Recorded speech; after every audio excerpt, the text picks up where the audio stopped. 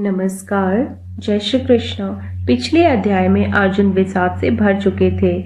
गांडीव हाथ से छूट गया और उन्होंने कहा, मैं युद्ध नहीं करूंगा। रथ के मध्य मौन खड़े थे श्री कृष्ण। अब प्रारंभ होता है ज्ञान का प्रकाश।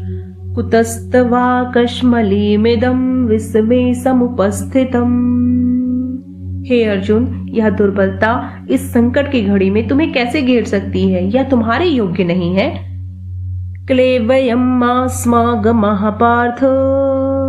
हे पार्थ, नपुंसकता को मत अपनाओ, उठो, यह समय खड़े होने का है।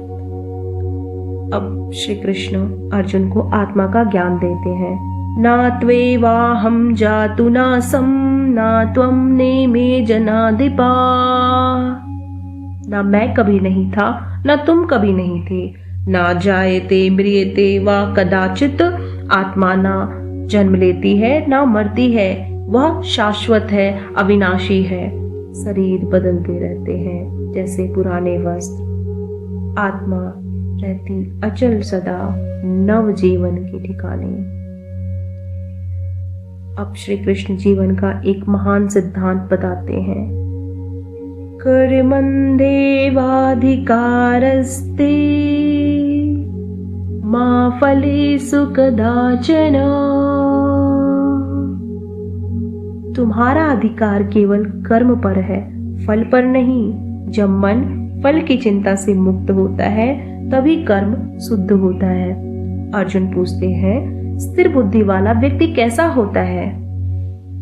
प्रजहाति यदा कामान् सर्वान् पार्थ मनोगतान्। जब मन की सभी इच्छाएं शांत हो जाएं, तब व्यक्ति स्थित प्रज्ञ कहलाता है।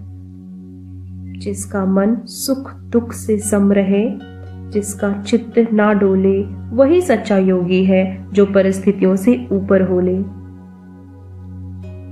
क्रोध से मोह उत्पन्न होता है, मोह से स्मृति भ्रमित होती है और स्मृति नष्ट हो जाए तो बुद्धि का पतन हो जाता है। इसलिए मन को संयमित करना ही योग है। जब भ्रम छटता है तो सत्य प्रकट होता है। जब मन स्थिर होता है तभी निर्णय स्पष्ट होता है। यही है सांख्य योग का संदेश। अगले अध्याय में श्री कृष्ण बताएंगे कर्म योग का गहन रहस्य।